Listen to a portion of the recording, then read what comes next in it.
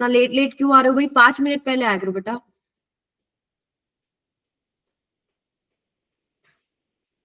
Okay let's start lecture number 8। आज के जो टॉपिक्स हैं वो कौन से हैं देख लीजिए। पढ़े हुए हैं आप लोगों ने? फ्लक्स अगर हो गया तो ये टॉपिक पहले वाला तो पढ़ा होगा, शायद दूसरे वाला नहीं पढ़ा हो जब तक पोटेंशियल नहीं हुआ हो। बट हम दोनों पढ़ा है। पढ़ा हुआ है तो हम इसको यही कंप्लीट करेंगे, डायपोल से रिलेटेड जो भी है।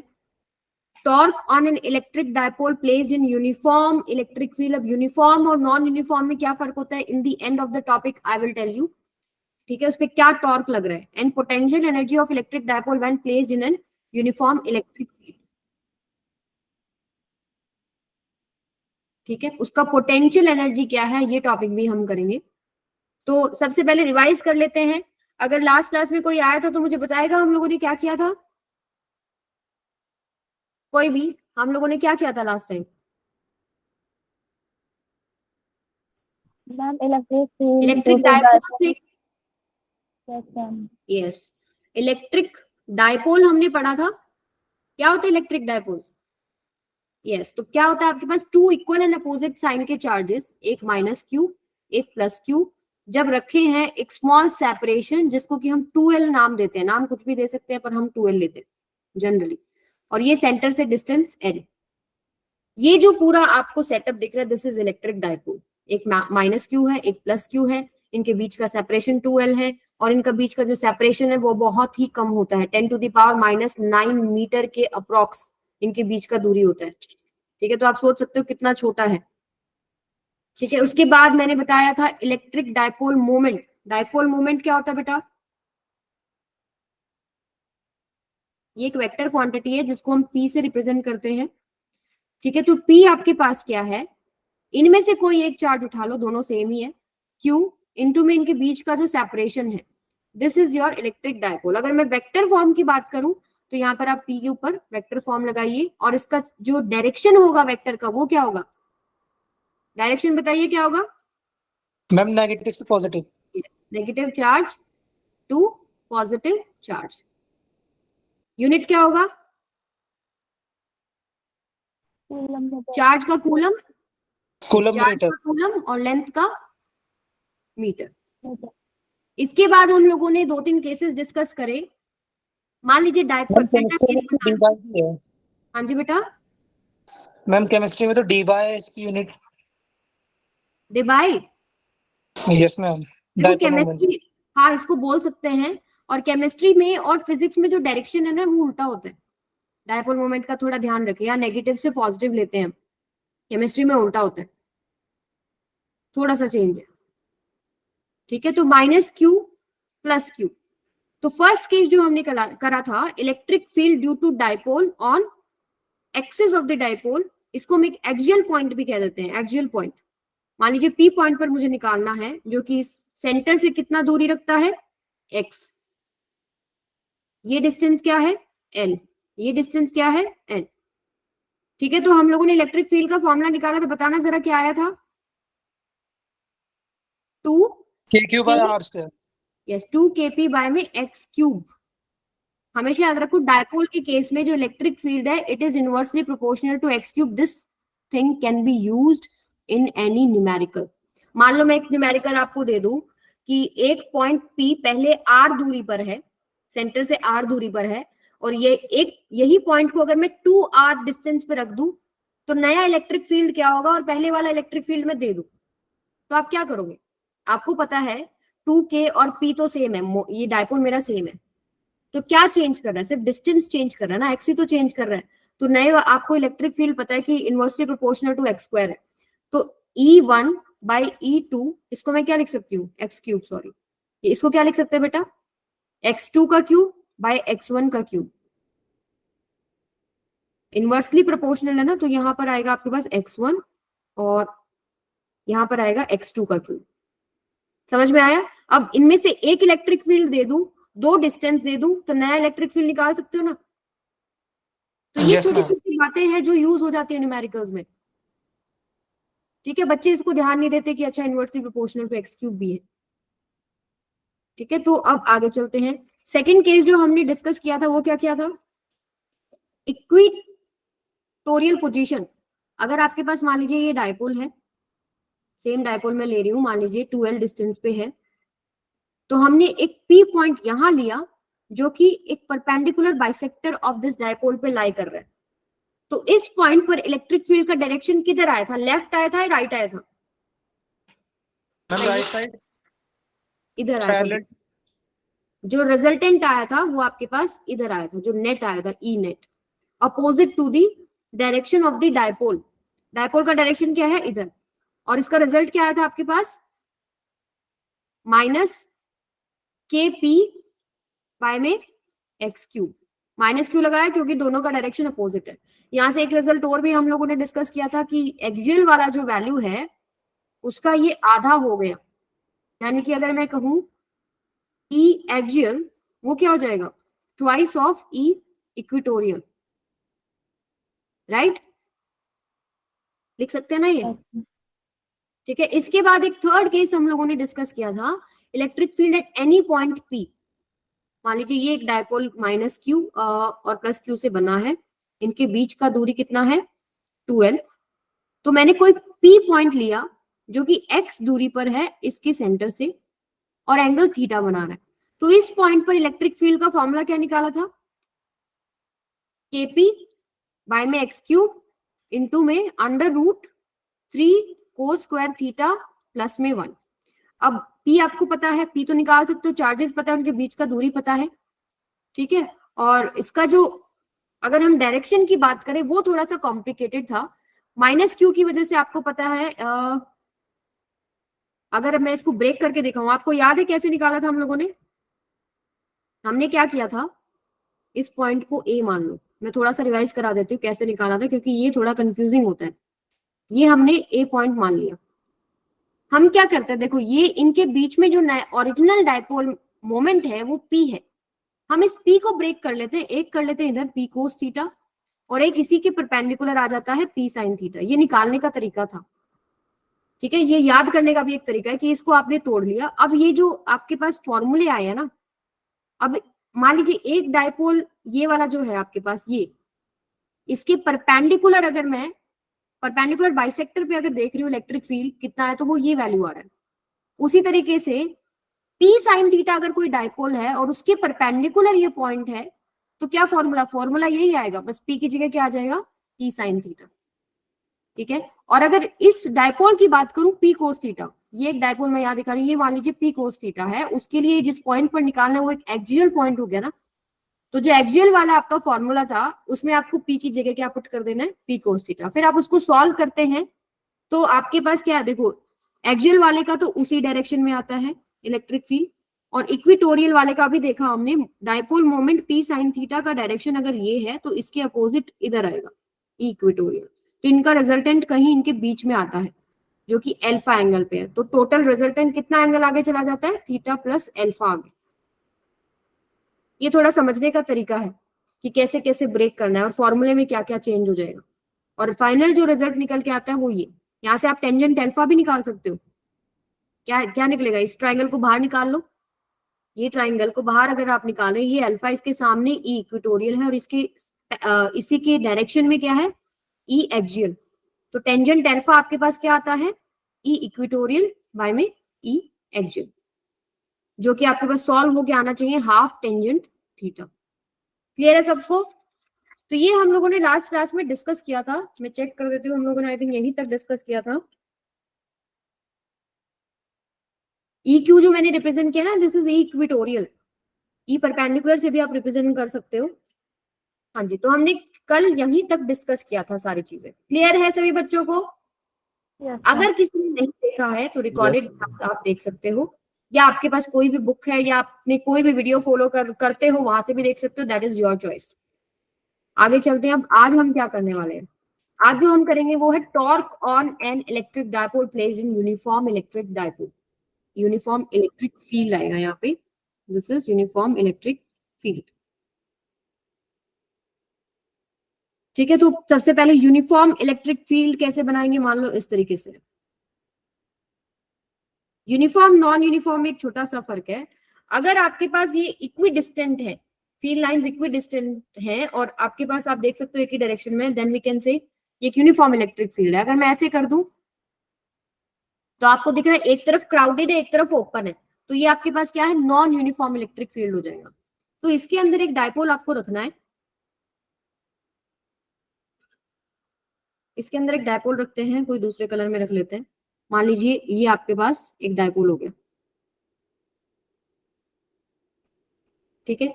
ये आपके पास माइनस क्यू है, ये आपके पास प्लस क्यू है, ठीक है। तो इस पे हमको क्या निकालना है कि कितना टॉर्क लग रहा है। आप लोगों ने किया है क्लास में, तो बताइए कैसे करेंगे बेटा, एनी आइडियाज? पहले ये बताओ, एक चार्ज के ऊपर इलेक्ट्रिक फील्ड की वजह से किधर डायरेक्शन में फोर्स लगेगा? प्लस क्यू पे किधर लगेगा, लेफ्ट राइट लगेगा, और माइनस क्यू पे लेफ्ट राइट लगेगा, किधर किधर लगेगा बताओ? ये एक इलेक्ट्रिक फील्ड ई है, एक यूनिफॉर्म इलेक्ट्रिक फील्ड है, तो मैम आपको पता है फील्ड की डायरेक्शन में लगेगा। यस, अगर पॉजिटिव चार्ज है, टेस्ट चार्ज बोलने का मुझे हैबिट हो रखा है, एक पॉजिटिव अगर चार्ज है तो इलेक्ट्रिक फील्ड की डायरेक्शन में ही फोर्स लगता है, और उसका वैल्यू क्या होता है? Q E. इलेक्ट्रिक फील्ड क्या होता है? एफ बाई क्यू होता है ना, किसी भी पॉइंट पर अगर आप निकाल रहे हैं एफ बाई क्यू, तो एफ क्या हो जाएगा? ई क्यू, यही होता है ना, ई क्यू, यस। ये आपके पास क्या हो जाएगा, इस डायरेक्शन में ई क्यू फोर्स लग गया। सिमिलरली इस पे किधर लगेगा? मैम अपोजिट डायरेक्शन में। अपोजिट। एक नेगेटिव अगर चार्ज है और फील्ड में रखा है तो इसके opposite to the field force लगता है, वो भी आपके पास डायरेक्शन बस बदल जाएगी, मैग्नीट्यूड तो सेम है, ई क्यू। अब आपको समझ में आता है कि एक फोर्स इधर लग रहा है और एक फोर्स इधर लग रहा है, लेकिन इन दोनों का लाइन ऑफ एक्शन सेम नहीं है। लाइन ऑफ एक्शन सेम होना ना होना मतलब क्या है, मान लीजिए अगर ये एक लाइन है, इसके ऊपर एक फोर्स इधर लग रहा है एक फोर्स इधर लग रहा है, तो वो एक ही लाइन पर लग रहे हैं ना, लेकिन यहाँ लाइन ऑफ एक्शन डिफरेंट है, एक इधर लग रहा है और एक इधर लग रहा है, तो ये फोर्स इसको घुमाना चाहेगा। मैम Yes इस or no? टॉर्क को कपल भी बोल सकते हैं। क्या नहीं बोल सकते? Ma'am couple. Couple, yes, couple force भी बोलते हैं हम इसको, जिसमें दो forces equal and opposite along different line of action लग रहे हैं, मतलब एक ही लाइन पर नहीं लग रहे, तो एक कपल फोर्स भी हो गया। इक्वल एंड अपोजिट फोर्सेस है ना, इसलिए कपल वर्ड यूज करते हैं हम लोग, ठीक है। तो ये इसको घुमाना चाहेगा। अब ये कॉमन सेंस से भी आपको दिख रहा है, एक फोर्स इधर लग रहा है एक फोर्स इधर लग रहा है, तो इसको ऐसे ही घुमाना चाहेगा, ठीक है, क्लॉकवाइज तरीके से इसको रोटेट करना चाहेगा। अब ये रोटेट, मान लीजिए ये एंगल थीटा है, ये सेंटर पॉइंट है डाइपोल का। इसको थोड़ा मैं इधर ओपन करके दिखाती हूँ आपको। अब हम थोड़ा सा डिराइव कर लेते हैं, टॉर्क का हम फॉर्मूला निकालेंगे।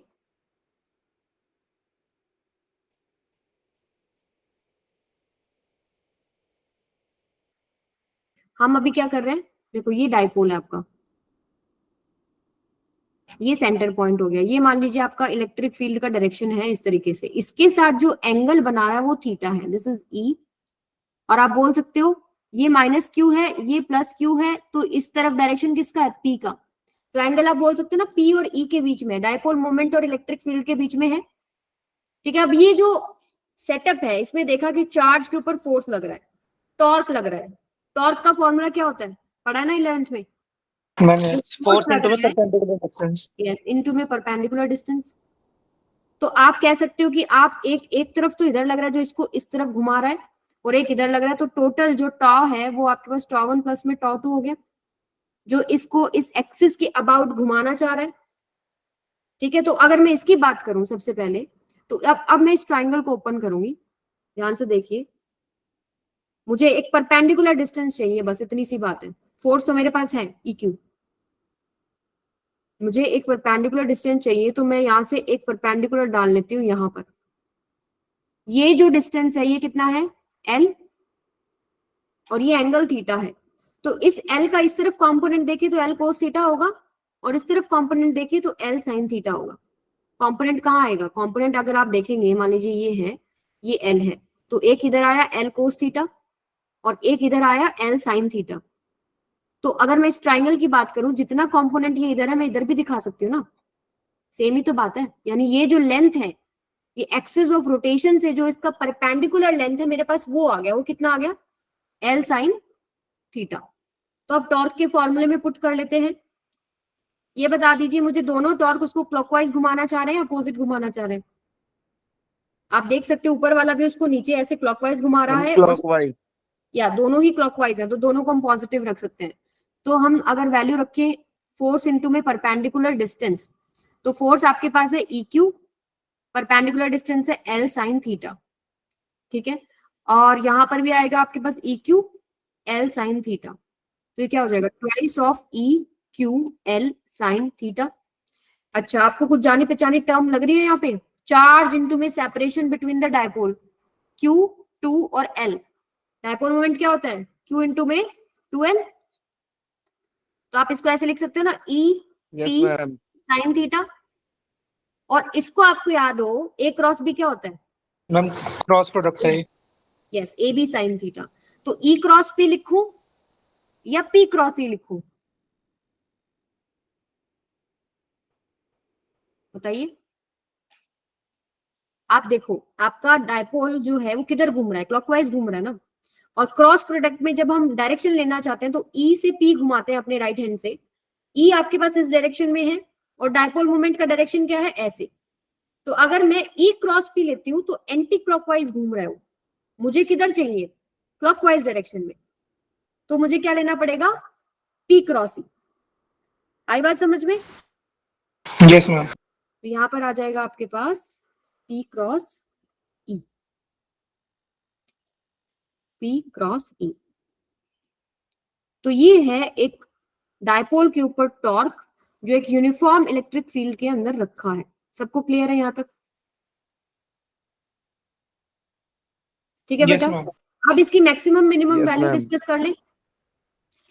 इसकी मैक्सिमम मिनिमम वैल्यू, टॉर्क आया आपके पास, ये भी एक वेक्टर ही क्वांटिटी है, P क्रॉस E। थीटा क्या है, angle between P and E। इसका मैक्सिमम वैल्यू क्या होगा, जो साइन थीटा का मैक्सिमम वैल्यू होगा वो क्या है, 1 होता है ना। 1। तो टॉर्क मैक्सिमम क्या होएगा, P E साइन थीटा, यानी कि theta is equal to 90 degree. तो वैल्यू कितना हो जाएगा, P इंटू में E। मिनिमम वैल्यू क्या होगा, साइन का वैल्यू, अगर मान लीजिए मैं अगर थीटा को 0 कर दूं और थीटा को 180 कर दूं, तो क्या आंसर्स आएंगे मेरे, दोनों में मैम टॉर्क 0 हो जाएगा। 0 हो जाएगा। ठीक है, क्लियर है बात यस सबको? मैम। ओके, तो आप एंगल जो पुट करेंगे उसके हिसाब से आपको वैल्यू आ Yes, जाएगी। ma'am. अब एक चीज देखिए, हम थोड़ा सा डिस्कस करेंगे, वैसे मैं आपको अगले टॉपिक में भी ये चीज सिखाऊंगी कि कैसे स्टेबल और अनस्टेबल इक्विलिब्रियम बनता है। मान लो ये आपके पास एक मैग्नेटिक फील्ड है, इसमें एक मैंने डायपोल रख दिया, ये -Q चार्ज है और ये +Q चार्ज है। तो +Q पे तो इसी की डायरेक्शन में लग रहा है और -Q की वजह से इस डायरेक्शन में लग रहा है। दोनों एक ही लाइन ऑफ एक्शन पे हैं, दोनों काट देंगे एक दूसरे को। टॉर्क क्या लग रहा है यहाँ पे, यहाँ से थीटा इज इक्वल टू क्या है इनके बीच में, P का वैल्यू, P का जो डायरेक्शन है वो इधर है, 0. इलेक्ट्रिक फील्ड का डायरेक्शन भी इधर है। तो आपके पास, आप बोल सकते हो कि थीटा इज इक्वल टू 0 है और टॉर्क आपके पास 0 हो गया, और जो नेट फोर्स है वो भी 0 है। Yes ma'am. देखो इस पूरे के, Ma'am. ये जो टॉपिक है इसमें हर जगह F नेट 0 है। यूनिफॉर्म इलेक्ट्रिक फील्ड के अंदर अगर डायपोल रखे हैं तो नेट जो फोर्स होगा वो हमेशा 0 होगा। देख सकते हो आप, हमेशा इक्वल एंड अपोजिट आ रहे हैं। अगर एक इधर डायरेक्शन में आ रहा है तो एक इधर डायरेक्शन में, दोनों का सम करोगे तो 0 बनेगा। किसी भी केस में ले लो, नेट फोर्स 0 आएगा always, F net is 0 always. लेकिन टॉर्क 0 हमेशा होगा या नहीं होगा, ये सवाल उठता है। 90 पे तो 0 नहीं है, किसी और एंगल में बीच में भी 0 नहीं होगा, कोई भी रख के देख लो। 0 और 180 पे हम डिस्कस कर रहे हैं, 0 पे आपके पास 0 है। अब 180 का भी डिस्कस कर लेते हैं।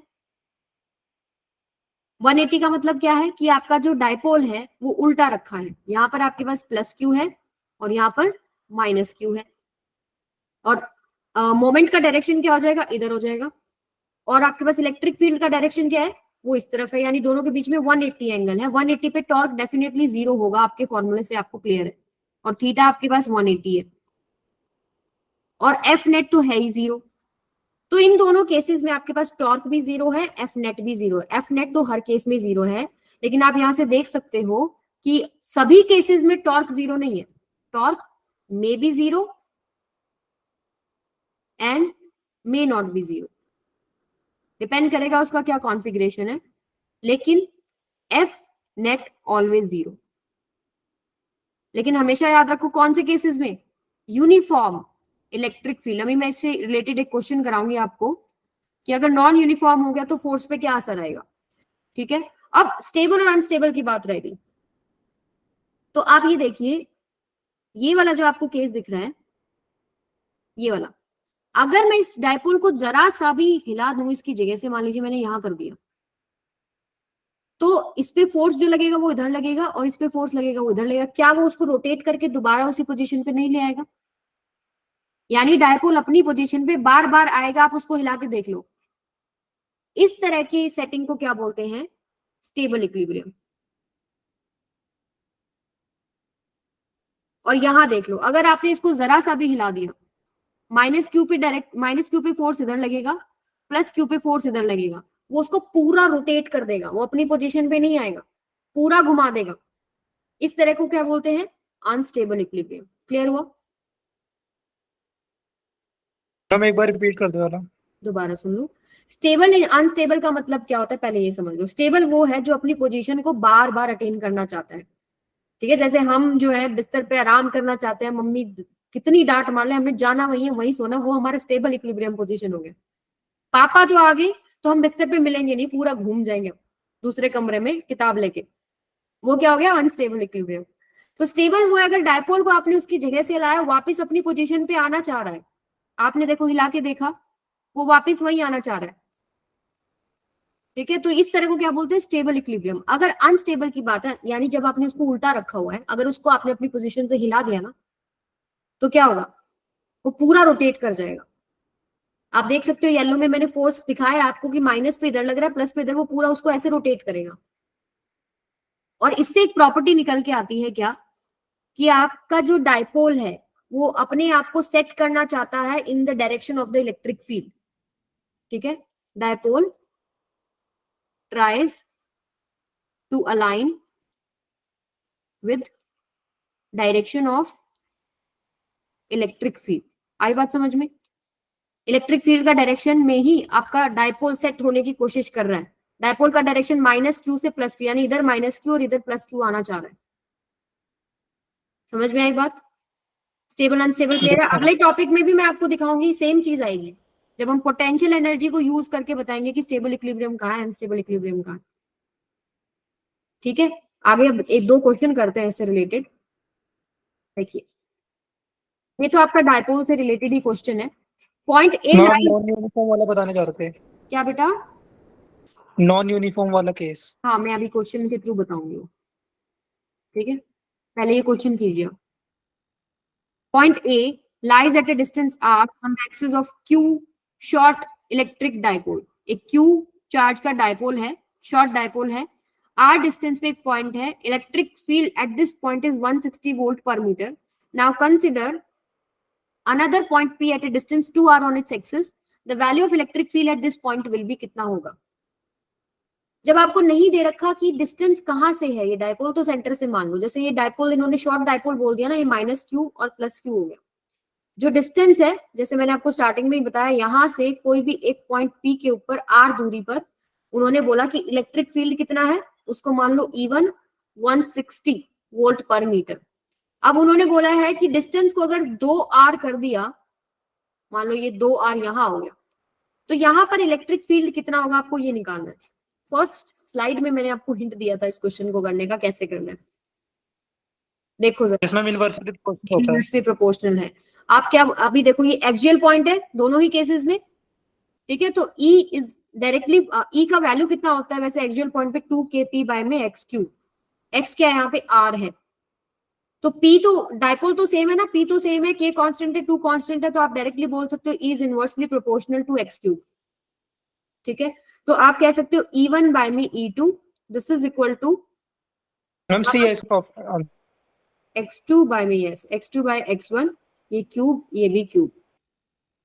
ठीक है, E1 कितना आपके पास? 160, ये E2 आपको निकालना है, x2 आपके पास क्या है? 2r का क्यूब डिवाइडेड बाय में r का क्यूब। तो आपका कट कटा के क्या बच रहा है? कौन सा ऑप्शन बताया बच्चों? मैम सी। सी 20 वोल्ट पर मीटर। समझ में आया कैसे क्वेश्चन पूछ रहे हैं? क्लियर? आगे चलें।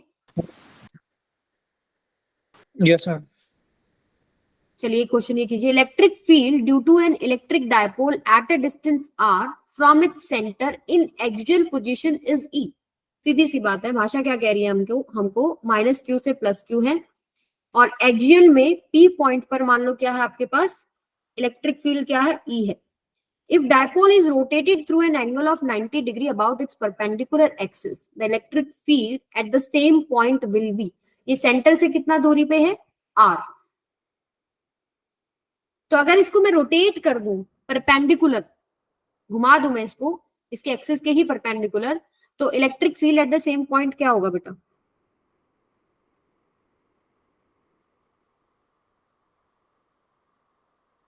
थिंक, घुमा के देखो क्या आएगा।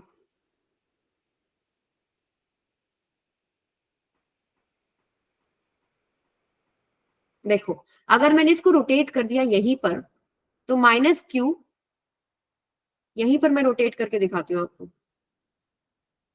कहने का मतलब है इस एक्सिस को आपने 90 पे घुमा देना है, ठीक है? तो ये अगर ये है तो ऐसे खड़ा हो जाएगा ना ये वर्टिकल, तो आपके जो चार्जेस हैं वो ऊपर और नीचे आ जाएंगे। मान लीजिए यहाँ माइनस क्यू आ जाएगा और यहाँ प्लस क्यू, कैसे भी रोटेट करो नीचे ऊपर, उससे कोई फर्क नहीं पड़ेगा। और ये जो पॉइंट है, ये सेंटर वाला पॉइंट है, वो तो यही है। तो क्या ये पॉइंट एक इक्वेटोरियल पॉइंट नहीं हो गया? क्या ये परपेंडिकुलर बाइसेक्टर वाला पॉइंट नहीं हो गया? तो इनिशियली अगर ई था तो अब कितना हो जाएगा यहाँ पे? उसका आधा, E/2। समझ में आई बात? Yes ma'am. ठीक है, ये वाला है वो क्वेश्चन जिसमें यूनिफॉर्म नॉन यूनिफॉर्म का मैम आपने रिलेशन यूज करा था ना वो रेशियो वाला। 2kT/x³ वाला ना। अगर आपको E दे रखा है तो उसका आधा हो जाएगा इक्वेटोरियल पोजीशन में वहां पे, क्योंकि kp/x³ होता था, और वो x तो दोनों में सेम है ही, r। अभी देखिए, figure shows electric field lines in which an electric dipole is placed as shown. Which of the following statement is correct? अब ये नॉन यूनिफॉर्म इलेक्ट्रिक फील्ड का केस हो गया। अगर यूनिफॉर्म इलेक्ट्रिक फील्ड होता तो नेट फोर्स जीरो है, torque में और मे नॉट भी जीरो। ठीक है, नेट फोर्स जीरो है लेकिन टॉर्क में और मे नॉट भी जीरो, डिपेंडिंग अपॉन थीटा क्या बन रहा है। लेकिन जब नॉन यूनिफॉर्म केस की बात आती है तो आप यहां पर देख सकते हो, चलो सोचो क्या आएगा आंसर। क्या फोर्स नेट जीरो हो जाएगा अब इस केस में? थिंक।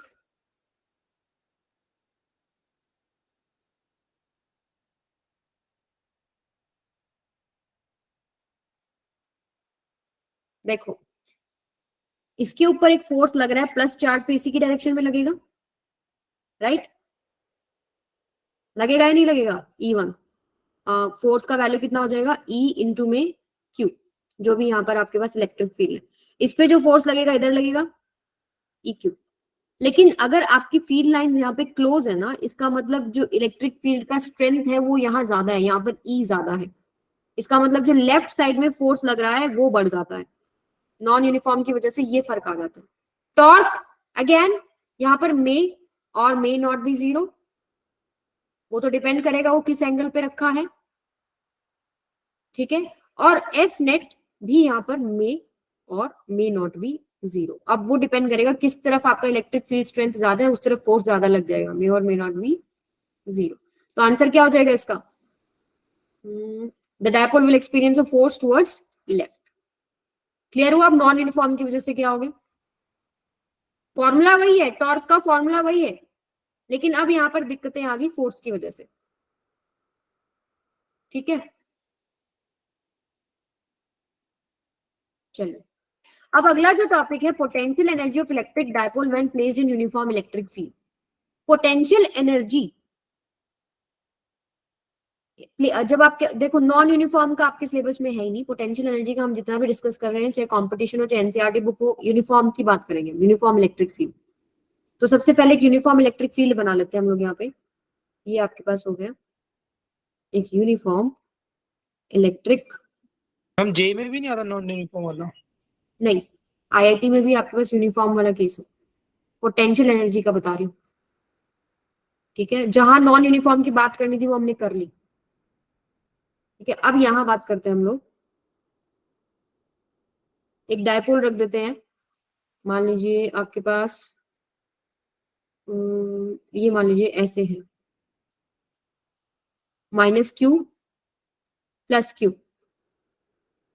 ठीक है। और ये एंगल मान लो पहला जो इसका एंगल है θ1। अब हम इसमें क्या निकालना चाह रहे हैं, potential energy.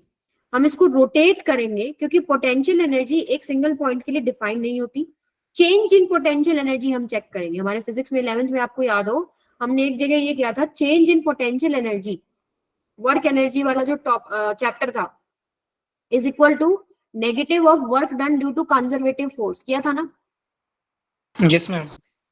And this is equal to work done due to external force.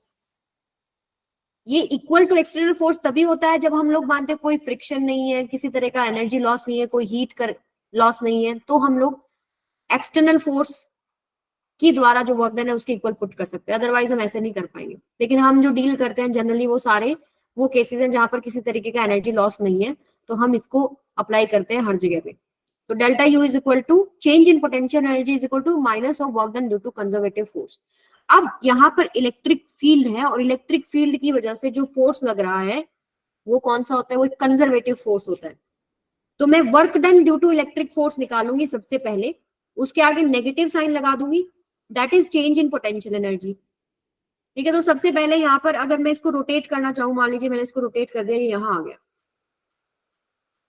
ये आपके पास क्या हो गया +q, ये हो गया आपके पास -q। तो जो नया एंगल बना वो क्या बना, बी के साथ, सॉरी इलेक्ट्रिक फील्ड के साथ, मान लेते हैं हम लोग θ2। ये जो एंगल बना दिस इज θ2। तो हमने किधर से किधर रोटेट करा, θ1 से θ2। रोटेशन कहां से कहां है हमारे पास, θ1 to θ2। अब आपको याद हो वर्क डन होता है फोर्स इनटू डिस्प्लेसमेंट, लेकिन रोटेशन की बात होती है तो वर्क डन को मैं ऐसे लिख सकती हूँ टॉर्क इनटू में d theta, Yes, ma'am. Right. तो इसको आप वेक्टर की फॉर्म में भी लिख सकते हो, ठीक है। तो यहां पर अब डायरेक्ट में नहीं लगा सकती क्योंकि मेरा टॉर्क वेरी कर रहा है। आपको याद है टॉर्क क्या है इलेक्ट्रिक फील्ड के केस में, टॉर्क आपके पास है P क्रॉस E, राइट। और this is equal to torque is equal to PE sine theta, जो इनके बीच में एंगल। और आप देखो थीटा जो है वो बदल रहा है, यानी टॉर्क हमारा चेंज होता जा रहा है। तो ऐसे केसेस में अगर मुझे वर्क डन निकालना है तो मैं इंटीग्रेशन का हेल्प लेती हूँ। तो हमारे पास torque dot D theta, integration करेंगे हम लोग θ1 से θ2, घुमाने में हमें कितना काम लगा, this is your net work done. Work done किसकी वजह से, ड्यू टू इलेक्ट्रिक फोर्स। अब यहां पर देखिए सबसे पहले ये बताइए मुझे, जो टॉर्क लग रहा है उसका डायरेक्शन क्या है, मतलब जैसे डी थीटा किधर मूव कर रहा है, हम लोग θ1 से θ2 इधर मूव कर रहे हैं ना, this is anti clockwise direction. लेकिन P क्रॉस E से आप देखेंगे तो टॉर्क उस पर किधर लग रहा है, टॉर्क किधर लग रहा है, क्लॉकवाइज में। P क्रॉस E अगर आप देखेंगे वो आपके पास क्या है, क्लॉकवाइज में घूमना चाह रहा है इस तरीके से। तो हम बोल सकते हैं डायरेक्शन अपोजिट है, जैसे फोर्स और डिस्प्लेसमेंट का डायरेक्शन अपोजिट है, उनके बीच में हम एंगल क्या लेते हैं 180। तो सेम तरीके से यहाँ पर भी हम एंगल क्या ले लेंगे 180, ठीक है। तो यहाँ पर टॉर्क डी थीटा कोस 180, 180 θ1 से θ2। कोस 180 आपको पता है क्या होता है, -1 मैंने बाहर ले लिया और माइनस में ऐसे ही रख लो, θ1 θ2। टॉर्क का वैल्यू अब ये पुट कर दो, PE sine theta D theta. आगे क्या करें, अब -PE बाहर ले लूं, और साइन थीटा का इंटीग्रेशन क्या होता है बेटा, minus cos theta, Minus cos theta. θ1 से θ2। अब हमें लिमिट पुट करना है, तो -PE, ये माइनस भी बाहर ले लो, प्लस हो गया। अब upper limit minus lower limit कर दो, कोस θ2 माइनस में कोस θ1। ये अब हमारे पास वर्क डन आ गया, फाइनल वर्क डन आ गया हमारे पास ड्यू टू इलेक्ट्रिक फोर्स। एक कंजर्वेटिव फोर्स की वजह से मैंने वर्क डन निकाल लिया जो उस डायपोल पे लग रहा था। टॉपिक का नाम ये भी हो सकता था, वर्क डन निकालो। अभी हम पोटेंशियल एनर्जी की फॉर्म में डिस्कस कर रहे हैं, इसी को हम लोग वर्क डन भी कह सकते हैं। अभी देखो इसको यूज करेंगे कि वर्क डन जो आपका आया ना उसके आगे नेगेटिव लगा दो, वो चेंज इन पोटेंशियल एनर्जी है। तो आपके पास डेल्टा यू क्या हो जाएगा, नेगेटिव लगा दिया मैंने, जो मेरा वर्क डन आया वो है PE cos theta 2 minus cos theta 1, PE cos theta 2 minus में कोस थीटा 1। अब यहाँ पे एक अजम्पशन हम लेते हैं, आपको याद हो जब हम मतलब इलेक्ट्रोस्टैटिक्स में ही पहले कर रहे थे कि पोटेंशियल एनर्जी को हम लोग इंफिनिटी पे जीरो मानते हैं। वैसे हम ये चीज जो है ना डिस्कस करेंगे जब हम इलेक्ट्रिक पोटेंशियल को कहेंगे, मतलब डिस्कस करेंगे। हमेशा याद रखिए पोटेंशियल एनर्जी या पोटेंशियल हम इंफिनिटी पर जीरो जीरो मानते हैं, और किसी पॉइंट पर निकालना है तो इनके बीच में हम डिफरेंस मानते हैं। और जीरो वाला जो पॉइंट है, मान लीजिए एक पॉइंट ए है, ये एक पॉइंट बी है, और मुझे निकालना है यू ए माइनस में यू इंफिनिटी, इन दोनों के बीच में पोटेंशियल एनर्जी का डिफरेंस निकालना है। तो मैं मान लेती हूँ इंफिनिटी पे जीरो है, क्योंकि पोटेंशियल एनर्जी या पोटेंशियल एक पॉइंट के लिए डिफाइंड नहीं होता, हम वहां पे पोटेंशियल एनर्जी निकालते हैं, डिफरेंस निकालते हैं, सॉरी पोटेंशियल एनर्जी का डिफरेंस निकालते हैं। तो ये तो केस था जब हम इंफिनिटी वगैरह से ऐसे डील कर रहे थे। जब हम रोटेशन या एंगल्स की बात कर रहे हैं तो यहाँ पर हम एक अजम्पशन लेते हैं जो आपको याद रखना पड़ेगा फॉर सम टाइम, धीरे धीरे वो आपके दिमाग में बैठ जाएगा। तो ये एक तरीका है फिजिक्स में सॉल्व करने का चीजों को, कि किसी पॉइंट पर अगर मुझे पोटेंशियल एनर्जी चाहिए, किसी पॉइंट पर मुझे पोटेंशियल चाहिए, तो मैं इसको कंपेयर कर लेती हूँ इंफिनिटी के साथ। इंफिनिटी पे मैं जीरो मान लेती हूँ, मेरे पास पॉइंट पे आ जाता है, सिंपल। तो वैसे ही मैं यहाँ पर क्या करती हूँ कि यहाँ पर जो थीटा 1 है, जो आपके पास थीटा 1 है, आप इसको 90 मान लेंगे, और पोटेंशियल एनर्जी जो 90 डिग्री के ऊपर है उसको आप जीरो मानते हैं। ये अजम्पशन है। अब इसके विद रिस्पेक्ट टू हम सारी चीज निकालते हैं। अब यहाँ क्या होगा, देखो इसको हम क्या लिख सकते हैं, u final potential energy final minus potential energy initial, this is equal to minus PE, ठीक है, cos theta 2 minus cos theta 1। अब सब्स्टिट्यूट करते हैं। अब आप कह सकते हो कि थीटा 1 जो पोजीशन थी वो इनिशियल पोजीशन थी, उसको हम लोग बोल रहे हैं यू 90 माइनस इधर u final, this is equal to minus PE cos theta 2 minus में कोस 90। आपको पता है कोस 90 जीरो, तो ये हट जाएगा, इसको हम जीरो मान रहे हैं, ये हट गया। तो आपके पास यू फाइनल यानी यू थीटा 2 पोजीशन के ऊपर माइनस पीई कोस थीटा 2 आ जाता है। ठीक है, क्लियर है सबको। अब इसको हम जनरल फॉर्म में लिखना चाहे तो हम लिख सकते हैं you at any angle theta, किसी भी पॉइंट थीटा पर आपको निकालना है तो माइनस पीई कोस थीटा हो गया। अब आपको याद हो ए डॉट बी क्या होता है, ए बी कोस थीटा होता है, नहीं होता? Yes ma'am. इसको हम क्या लिख सकते हैं, माइनस पी डॉट ई। तो पोटेंशियल एनर्जी का फॉर्मूला भी याद रखें।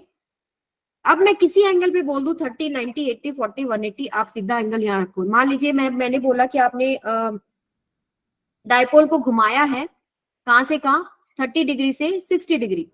तो आप यहाँ पर एक बार u 60 रखो, आपके पास एक आंसर आएगा, माइनस u 30 रखो, वो आपके पास एक आंसर आएगा। क्लियर है ये चीज सबको? और इसी को आप लोग क्या बोलेंगे, work done due to external force. ठीक है, u जो चेंज इन पोटेंशियल एनर्जी, जो भी आपके पास फॉर्मूला आया है उसको work done due to external force. वो आया कैसे है, नेगेटिव लगा दिया work done due to electric force के आगे, उससे सॉल्व करा है हम लोगों ने। तो इन चीजों में कंफ्यूज नहीं होना, आपको बस एक चीज याद रखनी है, ये जो आप आंसर निकाल रहे हो ना वो ये आया, इसको यूज करके आया है, और वो आया है आपके पास माइनस में पी डॉट में ई। अब मैं आपको बोलूं कि मुझे work done due to external force निकाल के दो, वो भी माइनस पी डॉट ई है, क्योंकि वो minus of work done due to conservative force था, जो कि मैंने निकाल दिया माइनस पी डॉट ई है। ठीक है, अगर आपको पोटेंशियल एनर्जी का चेंज दे रखा है आप इसको कंपेयर कर सकते हो। और अगर मैं ऐसे बोलूं आपको कि मुझे work done due to conservative force निकाल के दो, तो ये आप रख सकते हो कि डेल्टा यू की जगह आप ये रखेंगे माइनस पी डॉट ई, उसका प्लस कर देंगे तो work done due to conservative force आ जाएगा। समझ में आई बात? Should I repeat it again? बोलो बोलो, क्या बोला मैंने आपको, आवाज आ रही है नहीं, पहले तो ये बताओ। Yes ma'am. ओके, देखो दोबारा सुनो, हमने एक इलेक्ट्रिक फील्ड में एक डायपोल रखा, उसको हमने सॉल्व करना चाहा कि इलेक्ट्रिक फील्ड की वजह से कितना काम हो रहा है उसको घुमाने में। वो काम निकाल लिया, पी cos θ2 माइनस cos θ1, काम निकल गया मेरा, काम निकल गया। और मेरे पास एक थ्योरम है कि change in potential energy is negative of work done due to conservative force. जो निकला है मेरा आंसर ये वाला, ये work done due to conservative force है। इसका माइनस कर दें, इसके आगे अगर माइनस लगा दें तो मेरे पास चेंज इन पोटेंशियल एनर्जी आ जाएगा। चेंज इन पोटेंशियल एनर्जी को लिख सकते हो यू फाइनल माइनस में यू इनिशियल। फिर एक अजम्पशन लेते हैं हम लोग कि एक स्टैंडर्ड मान लिया भाई, θ1 90 डिग्री और 90 डिग्री पे पोटेंशियल एनर्जी 0 ले ली। ये अजम्पशन एक बार के लिए आपको याद करना पड़ेगा, ठीक है। ये चीज पुट करते हैं तो हमारे पास एक रिजल्ट निकल के आता है ये। इससे अब आपको समझ में आता है, अब थीटा की जगह कोई भी एंगल पुट करो, वहां पर आपको पोटेंशियल एनर्जी मिल जाएगा, ठीक है। तो ये आपके पास रिजल्ट जो आया है ये माइनस पी डॉट ई, ये आपके पास क्या है, माइनस पी डॉट ई क्या है बेटा, ये negative of work done due to conservative force, ठीक है। अगर आप work done due to conservative force निकालना चाहेंगे तो क्या हो जाएगा, माइनस माइनस तो कट ही जाएगा ना। और यही आपके पास क्या है, डेल्टा यू, ठीक है। और यही माइनस पी डॉट ई किसके इक्वल है, work done due to external force. तो ये याद रखें, minus P dot E is change in potential energy, minus P dot E is negative of work done due to conservative force and minus P dot E is work done due to external force. Clear है अभी? Yes ma'am. अब कुछ भी निकालने को बोलेंगे आप निकाल दोगे। अभी देखो एक क्वेश्चन करते हैं हम लोग, ये वाला, इसमें आपको निकालना है work done due to external force कितना होगा, या आप ऐसे बोल सकते हो चेंज इन पोटेंशियल एनर्जी कितना होगा। आपका थीटा पहला 0 है और फिर आप थीटा 180 पे जा रहे हो, और ये अभी हमने पीछे किया था 180 डिग्री पर अनस्टेबल इक्विलिब्रियम होता है और 0 डिग्री पे आपके पास स्टेबल इक्विलिब्रियम होता है। ऐसे भी इस नाम से भी क्वेश्चन आ सकता है कि भाई अनस्टेबल इक्विलिब्रियम से स्टेबल इक्विलिब्रियम में हम जा रहे हैं, यानी 180 से 0 डिग्री पर हम इसको रोटेट करना चाह रहे हैं। डी है ऑप्शन, कितना आएगा, डी 2p। 2pe। अभी देखो यही गड़बड़ कर रहे हो, इसीलिए मैंने क्वेश्चन डाला था। देखो u at any angle theta is minus P dot ई, यही था, यानी माइनस पीई कोस थीटा, ठीक है। तो अगर आप जा रहे हैं 0 से 180, 0 से 180, यानी u at 0 degree this is equal to minus PE and u at 180 degree कितना हो जाएगा बेटा, माइनस पीई कोस 180, ये कितना हो गया पीई। अब u final minus u initial करते हैं ना, यानी u ऑफ 180 डिग्री माइनस में u एट 0 डिग्री, 180 पे कितना आया आपके पास पीई, माइनस ऑफ 0 पे कितना आया माइनस पीई, तो कितना हो जाएगा बेटा ये ट्वाइस ऑफ पीई। ये आना चाहिए आंसर मेरे हिसाब से तो, हाँ जी यही आएगा, ठीक है। चेंज इन पोटेंशियल एनर्जी कितना हुआ यहाँ पर। और अगर मैं बोलूं कि एक्सटर्नल वर्क डन कितना है, एक्सटर्नल वर्क डन भी यही है, ये जो चेंज इन पोटेंशियल एनर्जी है final position minus initial position करके निकाला, this is also work done. जो एक्सटर्नल एजेंट ने किया वो भी यही आया। लेकिन अगर मैं आपको ये बोल दूं कि मुझे work done due to electric force बताओ कितना होगा, तब आपको थोड़ा सा दिमाग लगाना है कि change in potential energy is negative of work done due to electric force. तो इलेक्ट्रिक फोर्स का वर्क डन क्या हो जाएगा, इस माइनस को इधर ले जाएंगे ना, माइनस ऑफ डेल्टा यू, और डेल्टा यू अभी आपने निकाला है कितना है 2pe, तो माइनस ऑफ 2pe आ जाएगा। आई बात समझ में आप? तो इसके लिए गलती नहीं करोगे, डेल्टा यू को रखो क्या, negative of work done due to conservative force, यही किसके इक्वल है work done due to external force, और ये किसके इक्वल निकल के आया माइनस में पी डॉट ई। अब कंपेयर कर सकते हो जो भी निकालना। अभी चलो ये करके दिखा दो, चेंज इन पोटेंशियल एनर्जी बताओ, work done due to external force बताओ कितना हो।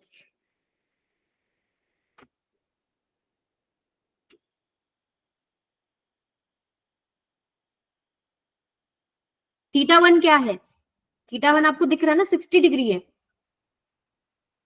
थीटा 2 की कहानी है, बस थीटा 2 निकाल लो, फॉर्मूला तो वही है, डेल्टा यू कितना है आपके पास, या ऐसे कहते हैं ना यू एट एनी एंगल, अगर आप बात करें यू अगर मान लो थीटा 1 है तो ये हो जाएगा माइनस पीई कोस थीटा 1।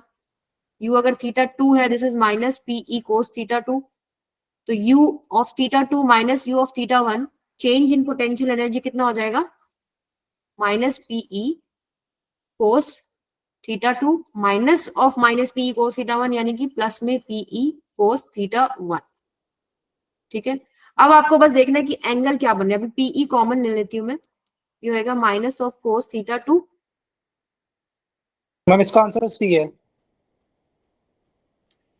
सी, वेरी गुड, अब की बार समझ गए। ठीक है, तो theta 2 minus P cos theta minus, ठीक है, ये आ जाएगा आपके पास क्या? कोस थीटा 2, और ये आपके पास है क्या कॉमन? हाँ, यहाँ माइनस आएगा ना, ये प्लस कोस थीटा 1 आ जाएगा। मतलब आपको तो फॉर्मूले में पुट करना, मैं तो वेरिएबल्स फॉर्म में दिखा रही हूँ, तो आप पुट करोगे माइनस करना आपको। अब जैसे थीटा 1 60 है, थीटा 2 क्या रखा बेटा आपने? Ma'am 120 degree. 120, यस। बस यही इसमें समझने वाला बात था कि जो आपको डायरेक्शन लेना है वो इसके साथ लेना है। ये 60 है, ये 60 है, तो ये टोटल कितना हो गया सेकंड पोजीशन का? 120 डिग्री। तो यहाँ पर अगर मैं पुट करती हूँ तो PE minus of cos 120 is minus 1/2, और कोस 60 इज ऑल्सो 1/2। तो ये आपके पास क्या आ जाएगा? पीई। और अगर मैं ये बोल दूं work done due to conservative force निकालो, तो क्या हो जाता है? Minus PE. Minus P. अब क्लियर है सब बच्चों को? अब मुझे एक चीज बतानी रह गई थी इसमें, स्टेबल अनस्टेबल भी इसी से निकल जाएगा आपका, सेम चीज है। ठीक है, इसमें 0 डिग्री पे आप पुट करते हैं, 180 डिग्री पे पुट करते हैं, 90 पे पुट करते हैं, अलग अलग जगह पे आप पोटेंशियल एनर्जी निकाल सकते हो। ठीक है, तो वो चीज देखेंगे, अभी करना है।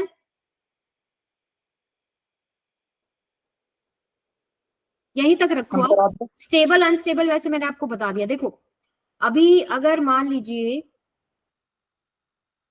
आप एंगल बदलते हैं, जैसे पोटेंशियल एनर्जी की बात करें, पोटेंशियल एनर्जी जो है आपके पास क्या आया है, लेट्स से आपके पास मान लीजिए 3 केसेस बनते हैं हमारे पास। एक तो ये हो गया केस 1, जिसमें आपका डायपोल ऐसे रखा है, ये माइनस क्यू चार्ज है, ये प्लस क्यू चार्ज है। ये मैं ऑलरेडी आपको समझा चुकी हूँ, इससे भी ऐसे ऐसे ही सेम रिजल्ट आता है। मान लो आपके पास एक ये रखा है, जिसमें आपके पास अगर ये है डायपोल, ये है माइनस क्यू, ये है प्लस क्यू। ठीक है, और एक आपके पास है ये वाला, जिसमें आपके पास उल्टा रखा है, यानी कि यहाँ पर रखा है प्लस क्यू और यहाँ पर रखा है माइनस क्यू। ठीक है, तो यहाँ पर आप पोटेंशियल एनर्जी निकाल सकते हो। यहाँ पर जो पोटेंशियल एनर्जी का फॉर्मूला आया था मेरे पास, वो क्या है बेटा? Minus P dot E. Potential energy क्या है आपके पास? Minus P dot E, minus में पी डॉट ई। पी और ई के बीच में एंगल कितना है यहाँ पे? माइनस पीई कोस 90। ये इलेक्ट्रिक फील्ड है और ये मोमेंटम है, दिस इज 0, राइट। यहां पर एंगल कितना है पी और ई के बीच में? अगर इस डायपोल का मैं पोटेंशियल एनर्जी निकालना चाहूं तो कितना आएगा? माइनस में पी ई कोस 0, यही आएगा ना? माइनस में पीई आ जाएगा। और इस केस में क्या आएगा आपके पास? माइनस में पीई कोस 180। कोस 180 इज -1, तो पीई। हमेशा याद रखिए, पोटेंशियल एनर्जी जितना कम है, जितना नेगेटिव है, that system is more stable. तो ये वाला स्टेबल है। जिसका पोटेंशियल एनर्जी ज्यादा नेगेटिव है वो सिस्टम स्टेबल है। तो कौन सा स्टेबल है? माइनस क्यू से प्लस क्यू। ठीक है, इसमें आप ये जो चीज हमने वहां समझी, हमने समझा कि क्या समझा था कि अगर मैं उसको जरा सा भी रोटेट करती हूँ, जरा सा भी हिलाती हूँ, वो अपनी पोजीशन पे दोबारा आना चाहेगा। और वो देखो पोटेंशियल एनर्जी से भी मैंने बता दिया, दिस इज मोर नेगेटिव। और यहाँ बात करें जो पॉजिटिव है, it means that is less stable, this is unstable. ये आप न्यूट्रल बोल सकते हो, ये स्टेबल इक्विलिब्रियम हो गया। क्लियर है ये चीज सबको? तो जो Yes, चीज ma'am. वहां निकाली वो हमने यहाँ प्रूव भी कर दी कि हमारे पोटेंशियल एनर्जी के कॉन्सेप्ट से भी, आपको आप केमिस्ट्री में पढ़ते हो ना, जिसका पोटेंशियल एनर्जी जितना मिनिमम वो उतना स्टेबल, वो अपनी पोजीशन पे ही रहना चाहता है, वो उठना ही नहीं चाहता। तो ये हमारा डाइपोल का सारा पार्ट कवर हो गया है। इसके बाद हम लोग गॉस लॉ से मंडे से स्टार्ट करेंगे, जिसमें हम इलेक्ट्रिक फ्लक्स, गॉस लॉ और इससे रिलेटेड जो टॉपिक्स हैं वो करेंगे। तब तक के लिए टेस्ट के लिए प्रैक्टिस करते रहें। ऑलरेडी एक मैंने पीडीएफ आपके बिटली लिंक पे डाल रखा है, उसमें जितना मैक्सिमम क्वेश्चन लगा सकते हो लगाओ। और अच्छे से टेस्ट दो और अपना स्कोर मेरे साथ शेयर करना, ठीक है।